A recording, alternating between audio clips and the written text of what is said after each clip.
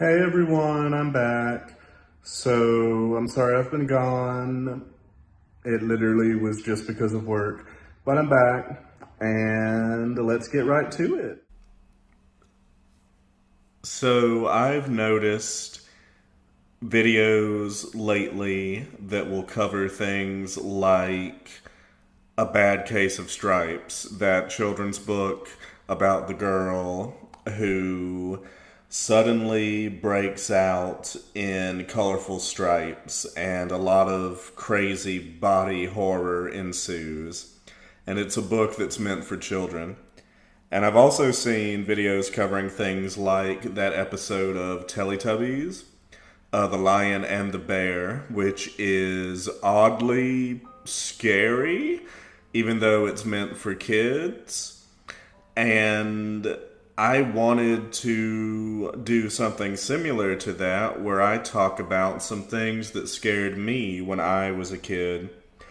Because when you're a kid, things that are perfectly ordinary or that adults would never find scary are for some reason really, really scary. So I wanted to share with y'all some things that frightened me as a kid and see if y'all agree that they were frightening.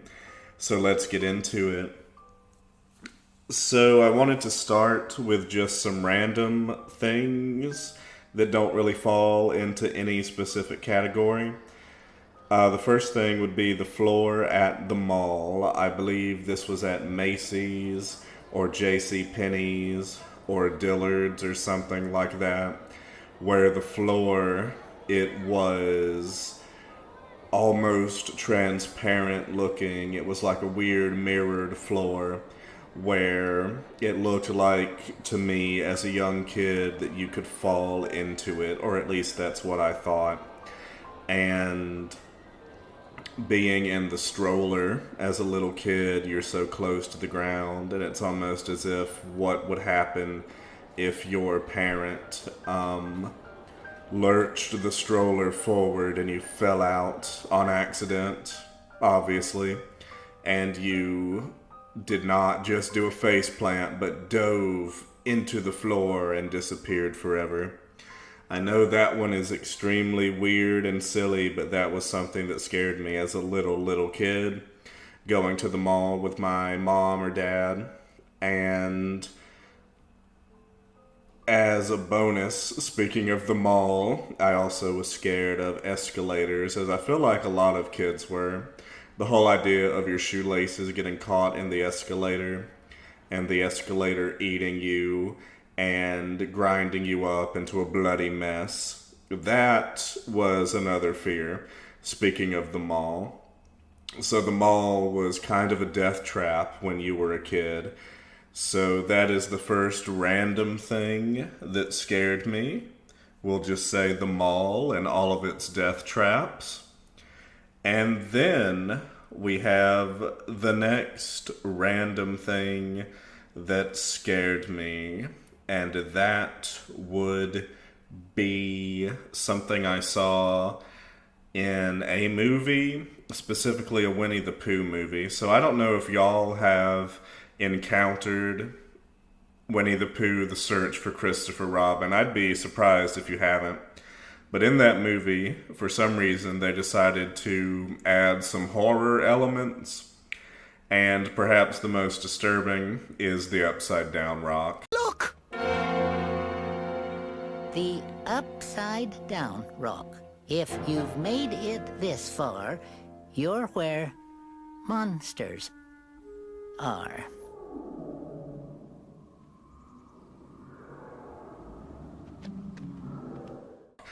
So, it's just a rock, but its isolation in this spot in the 100 Acre Wood all by itself, standing imposingly, and that musical cue, that musical sting when Pooh and friends first see it, it really is scary for some reason. To me it was, and I'm sure to y'all, if you've seen this movie, it might have been scary too, along with many other weirdly scary stuff in this Winnie the Pooh movie. The upside down rock isn't immediately threatening, but it doesn't seem to be friendly either, which sort of makes it unsettling because it's ambiguous whether it's out to hurt you. So yeah, stay away from the upside down rock. It can fuck you up, or at least it seems like it could. So that is the other random thing that scared me. Alright, so now we're heading into a specific category.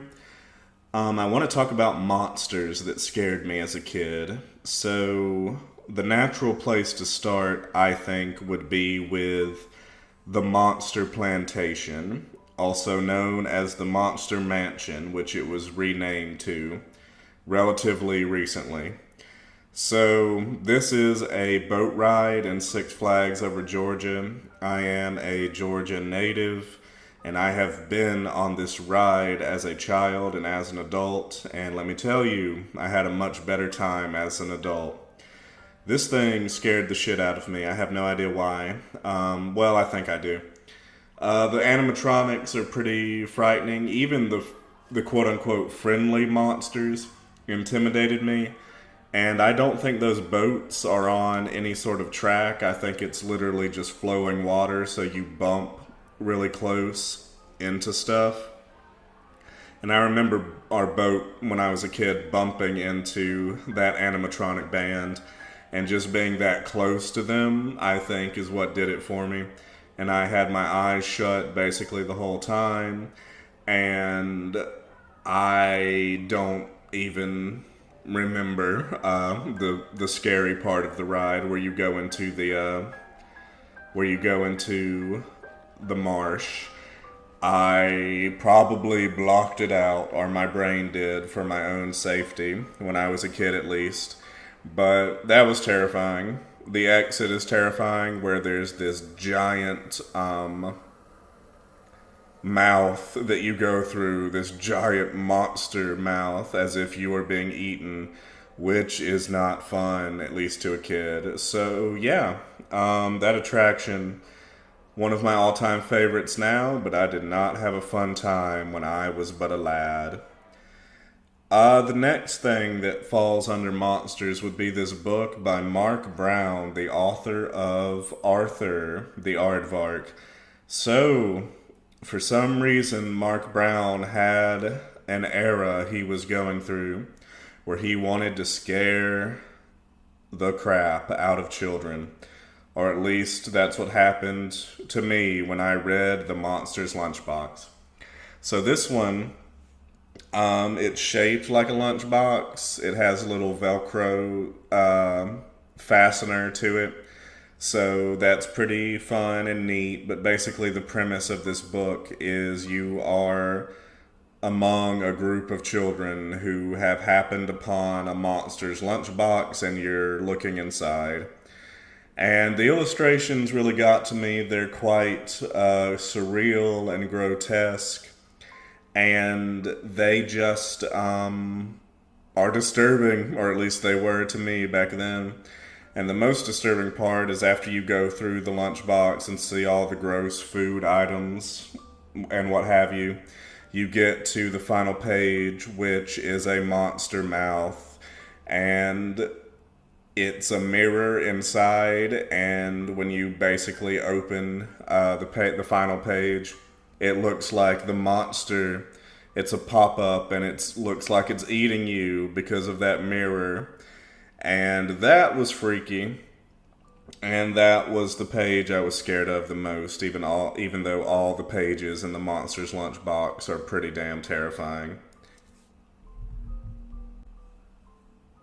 Alright, so the next category is going to be the uncanny / grotesque. So in other words, things that just did not look natural or right to me. And that would be, first of all, the singing Christmas tree. Now this thing, it's a Christmas decoration. It's a miniature Christmas tree. And it's electronic, and when you turn it on, it has these big, protruding, glowing eyes and this big wide mouth that flaps up and down as it moves back and forth, and I just found it creepy. It sings Christmas carols, mostly, if not exclusively, Jingle Bell Rock. But I was not rocking around this Christmas tree. This Christmas tree was a scary motherfucker, let me tell you. So, Christmas tree, not a fun time, not a Merry Christmas. Another example of the grotesque slash uncanny that I was scared of as a kid would be the animal masks on the Safari episode of Barney. I found these masks that the kids wore when they were on their pretend safari or whatever to be really unsettling. And I think you could easily agree. I mean, even just watching as an adult, it still looks kind of frightening, especially the elephant mask. The crocodile mask is bad, but not as bad as the elephant mask. I don't know, it just looks wrong. It looks like the face is too small for the trunk and the ears, and just the way the girl in the mask moves around, vaguely threatening, stomping and stuff. I can't deal with that. Nope, that's a big nope for me. The other example of the grotesque slash uncanny would be these weird creatures in this book, the Thingamajig Book of Manners. I remember being given this, I believe, by my aunt as a kid. And apparently, I don't remember the content very well, but apparently it teaches you good manners. And, you know, that's a good thing. Maybe it shaped who I am today in terms of how I treat others. Who knows? But it still kind of creeped me out because of the way these thingamajigs look. The characters in this book with their bulbous, grotesque noses and their fingers with long fingernails and their crazy, unkempt black hair.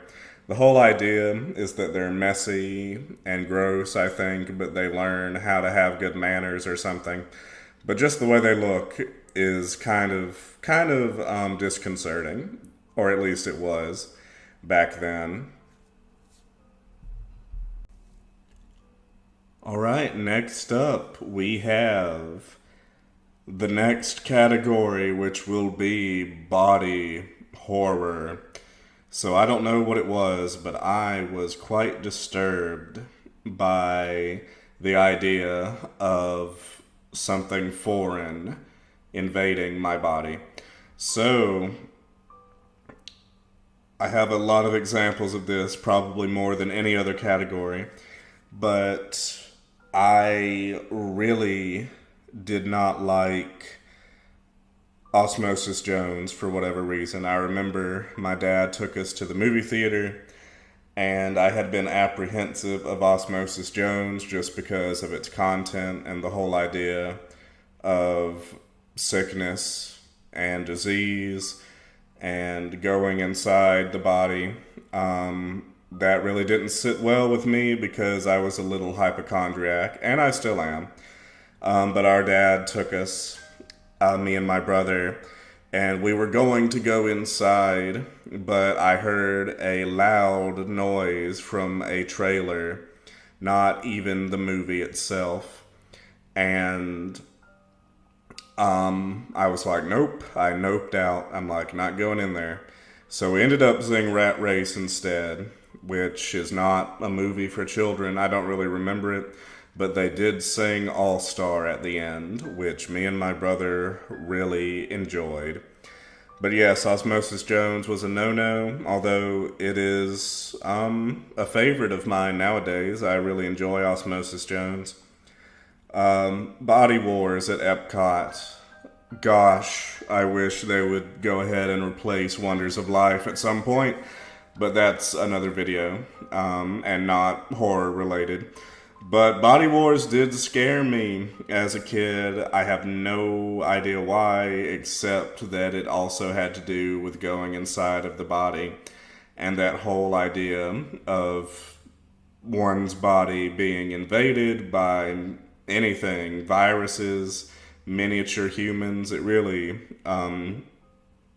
gave me the creeps. And that leads me to parasites. Just in general, I was horrified of parasites because I would watch things like Animal Planet. I think the show was called The Most Extreme, where they broke down what a tapeworm is.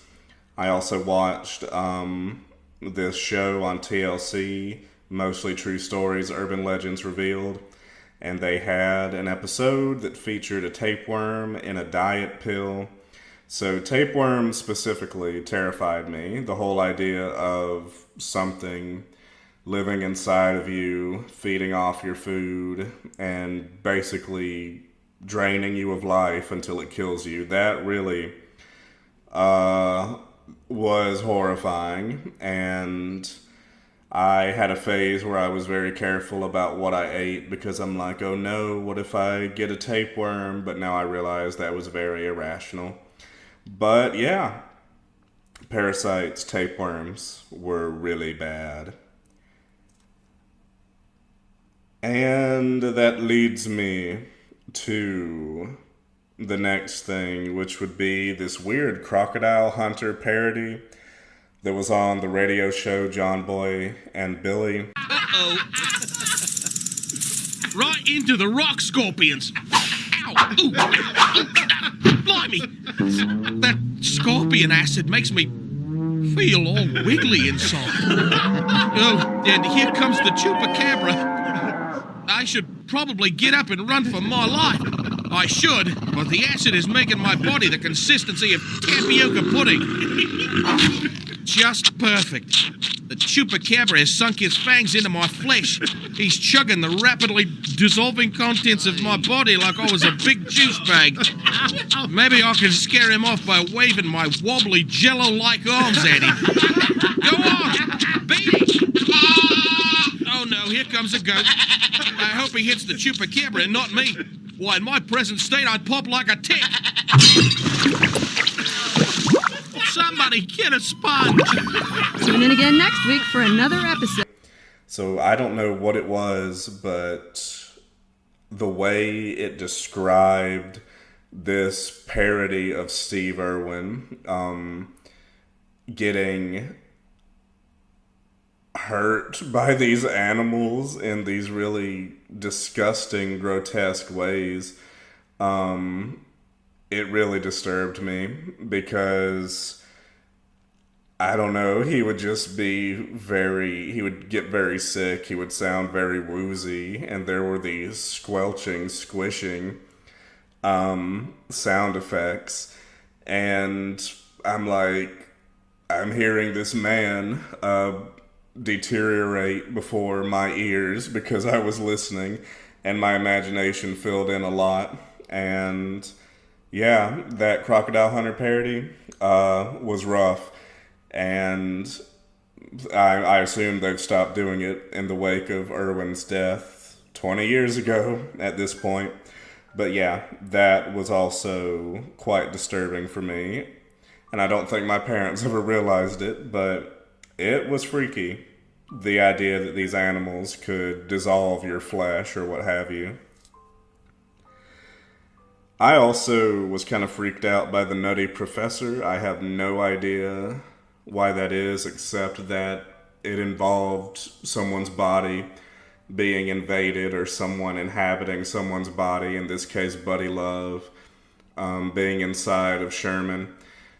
I didn't like that, and even scenes like the giant hamster that are meant to be funny, I just found really scary and strange and uncanny and not quite right, especially with the early 2000s CGI. Did not like the Nutty Professor.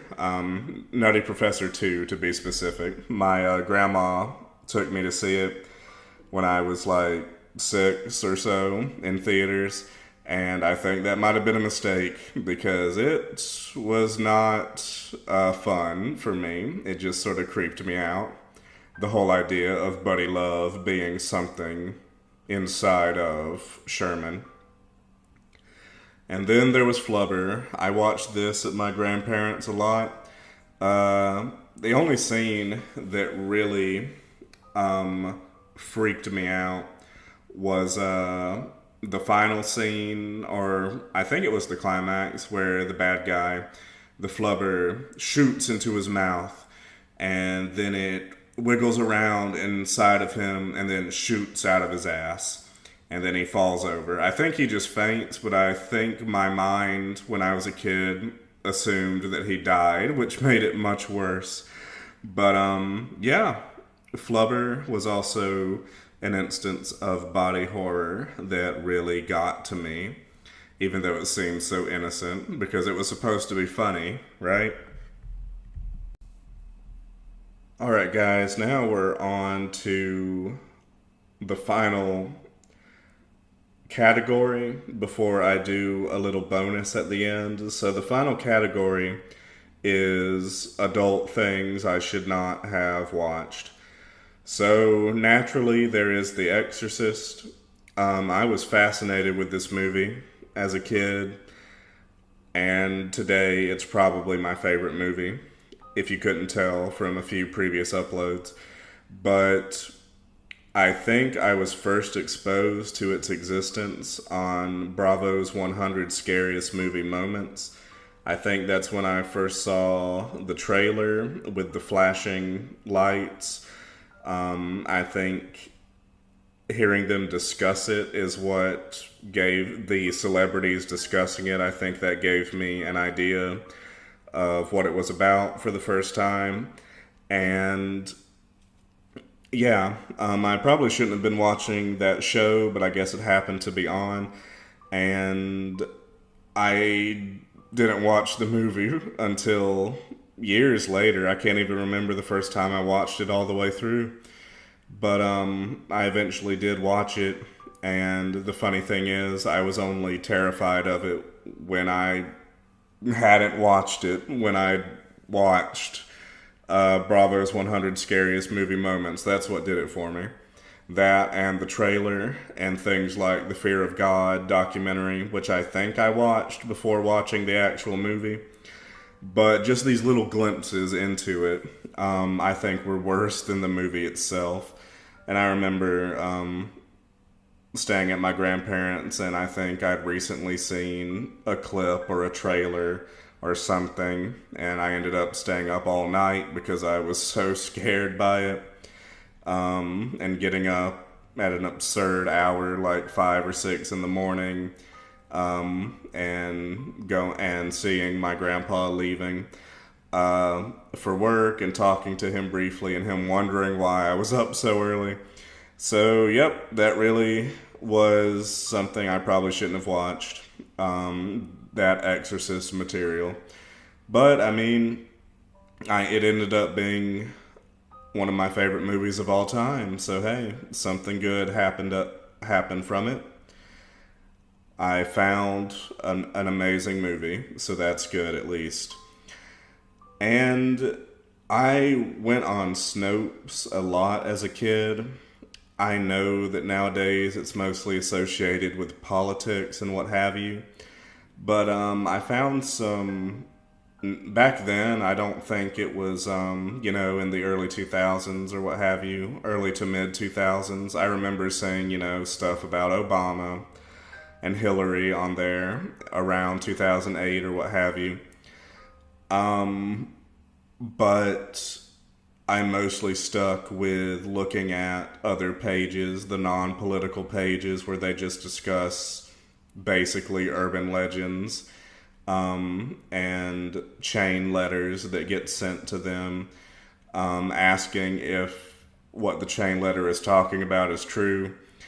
And also video clips were sent in to them. And the one thing that I saw that really left an impact was the mailbox prank gone wrong. So someone submitted it to Snopes and was asking if it was real. So basically what happens, it's this foreign show, I guess, and someone climbs into a mailbox and starts pushing the mail out that someone is putting in. And this happens for a few times until on the final time, this man trying to put the mail in gets fed up or thinks, I guess, some animal is in there or something. So he goes ahead and pulls out a gun and shoots the inside of the mailbox, presumably killing the prankster inside. And I thought that was a bit freaky because I'm like, oh my goodness, because it just seemed so real, you know. It seemed like an accident that actually could happen. And the way the music just stops with a record screech right before the guy pulls out his weapon, not meaning, you know, to do a person harm, but doing it accidentally. That was really unsettling for me.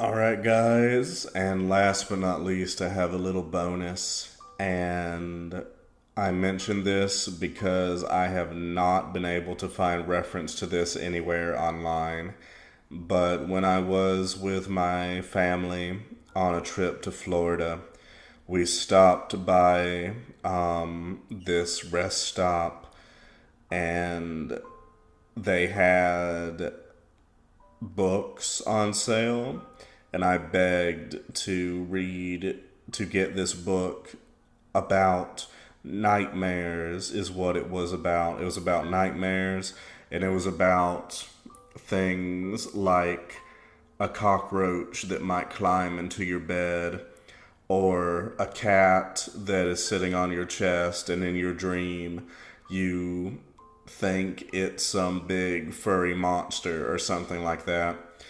But the thing in the book that really terrified me to my core was this image of a monster cheeseburger in a nightmare, and the cheeseburger, it had fangs dripping ketchup naturally, and it had these French fry minions, and it was just big and monstrous, and it really scared me deeply.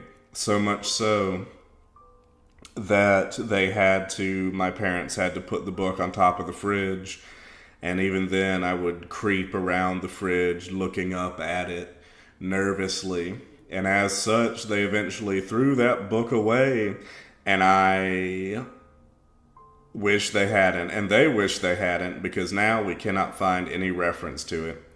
Online, anywhere, we've tried to look it up, we can't find anything, which is pretty scary in and of itself. So if you know anything about this book with a monster cheeseburger in it, please, oh please let me know, because that would solve a mystery that's been plaguing my life for years and years. I think it was written by these two guys in Hawaiian shirts. I remember that on the back cover, but that's all I got. It's a book about nightmares. It has a killer cheeseburger in it, possibly written by two men in Hawaiian shirts. If you know anything about that, please leave it in the comments, but otherwise that will end this video. Thank you all for listening. It's good to be back. And I will see y'all next time. Thank you so much.